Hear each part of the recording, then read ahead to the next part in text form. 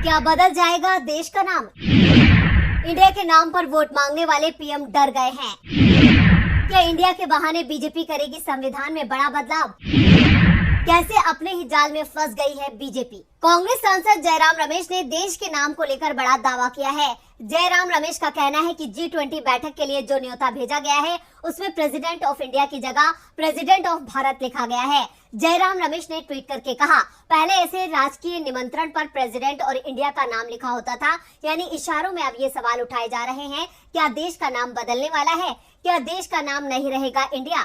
नमस्कार, मैं हूं परवीन शेख। आप सभी का हमारी स्पेशल रिपोर्ट में बहुत बहुत स्वागत है।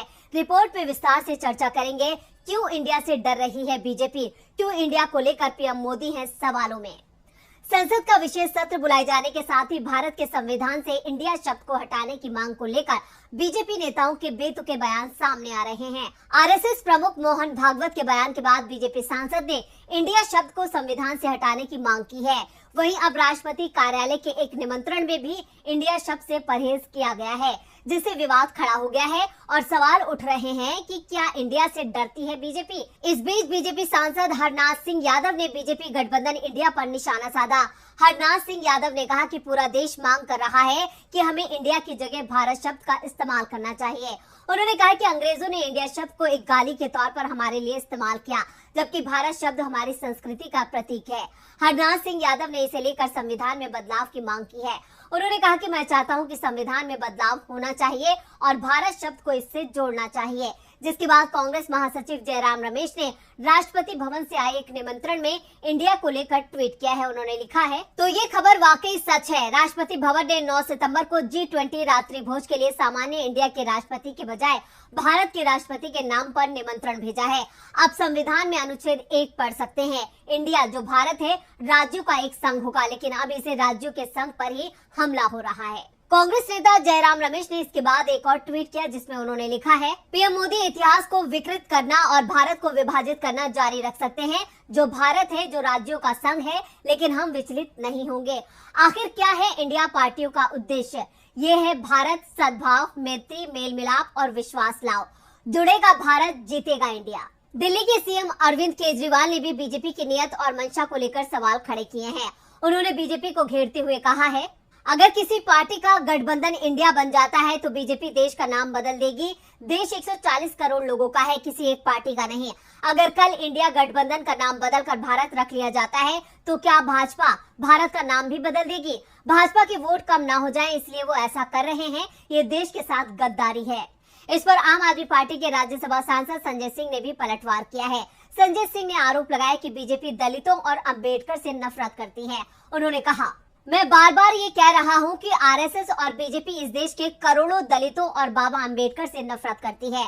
उनके मन में इनके लिए घृणा है। बाबा साहब ने संविधान में लिखा है कि इंडिया ही भारत है। मैं बीजेपी से पूछना चाहता हूँ कि आपको बाबा साहब से नफरत क्यों है? जब उन्होंने संविधान में लिख दिया, उसको क्यों बदलना चाहते हैं? इस देश के करोड़ों लोग सड़क पर उतरकर इसका विरोध करेंगे। मैं मोदी जी और भागवत जी को आगाह करना चाहता हूँ कि बाबा साहब के सम्मान में छेड़छाड़ मत करो, भारत के संविधान में छेड़छाड़ मत करो। कांग्रेस सांसद प्रमोद तिवारी ने भी अपनी प्रतिक्रिया दी है और बीजेपी को आड़े हाथों लिया है। उन्होंने कहा है, पीएम मोदी ने मेक इन इंडिया जैसे नाम दिए थे, स्किल इंडिया, खेलो इंडिया। बीजेपी इंडिया शब्द से डरते हैं। संविधान का अनुच्छेद 1 कहता है इंडिया दैट इज भारत। ये नाम इंडिया कैसे हटाया जा सकता है? क्या वो इस हद तक चले जाएंगे कि वो संविधान बदल देंगे? संविधान में लिखा है India that is Bharat. Bhajpa के अंदर का डर मोदी जी का भय दिखाता है। भारत इंडिया का गठन हुआ, उधर भाजपा का बोरिया बिस्तर समेटना शुरू हो गया। आप इंडिया शब्द को धरती से नहीं मिटा सकते। हमें अपने भारत और इंडिया पर गर्व है। आरजेडी के नेता मनोज झा ने कहा कि हमारे गठबंधन का नाम इंडिया रखने के बाद बीजेपी ने निमंत्रण रिपब्लिक ऑफ इंडिया की जगह रिपब्लिक ऑफ भारत के नाम से भेजना शुरू कर दिया है। संविधान के आर्टिकल 1 कहता है कि इंडिया जो कि भारत है, ना तो आप हमसे भारत ले पाएंगे और ना ही इंडिया। आपको बता दें कि विपक्षी नेताओं की बेंगलुरु बैठक में गठबंधन को इंडिया नाम दिया गया था। उसके बाद से ही पीएम मोदी और बीजेपी नेताओं को इंडिया नाम से नफरत हो गई है, क्योंकि बीजेपी के खिलाफ अब इंडिया एकजुट है और बीजेपी को चुनावों में अपनी हार दिख रही है। इसलिए बीजेपी इंडिया के खिलाफ ही जंग छेड़ती नजर आ रही है। कांग्रेस नेता शशि थरूर ने G20 के निमंत्रण पत्र को ट्विटर पर साझा करते हुए लिखा है, हालांकि भारत को भारत कहने में कोई संवैधानिक आपत्ति नहीं है, जो देश के 2 आधिकारिक नामों में से एक है। मुझे उम्मीद है कि सरकार इतनी मूर्ख नहीं होगी कि इंडिया से पूरी तरह से छुटकारा पाले, जिसकी सदियों से बनी अनगिनत ब्रांड वैल्यू है। हमें इतिहास के उस नाम पर अपना दावा छोड़ने के बजाय दोनों शब्दों का उपयोग जारी रखना चाहिए, एक ऐसा नाम जिसे दुनिया भर में मान्यता प्राप्त है। आपको बता दें कि इंडिया को लेकर विवाद तब शुरू हुआ जब विपक्ष की 28 पार्टियों ने मिलकर एक गठबंधन बनाया। गठबंधन की पहली बैठक बेंगलुरु में 18 जुलाई को हुई थी। इसमें अलायंस का नाम Indian national developmental inclusive alliance रखा गया था। इसके बाद बीजेपी विपक्ष पर हमलावर हो गई। पीएम मोदी ने इंडिया की जगह इसे घमंडिया गठबंधन का नाम दिया। वहीं विपक्ष ने पलटवार करते हुए कहा था कि बीजेपी को इंडिया नाम लेने से इतनी दिक्कत क्यों है। दिल्ली हाईकोर्ट ने 4 अगस्त को विपक्षी गठबंधन Indian national developmental inclusive alliance यानी इंडिया के नाम को लेकर केंद्र सरकार, चुनाव आयोग और विपक्षी पार्टियों से जवाब मांगा है। हाई कोर्ट इस मामले की सुनवाई 21 अक्टूबर को करेगा।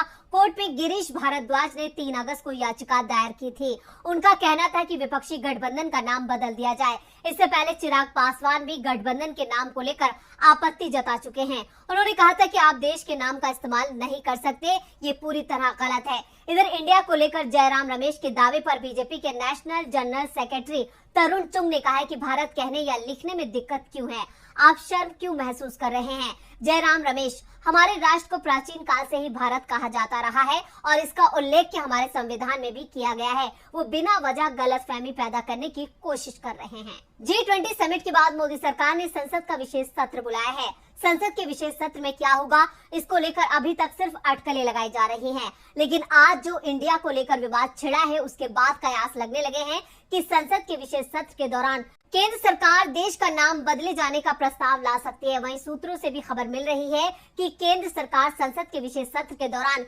इंडिया का नाम बदलकर भारत करने के लिए एक नया प्रस्ताव पेश कर सकती है।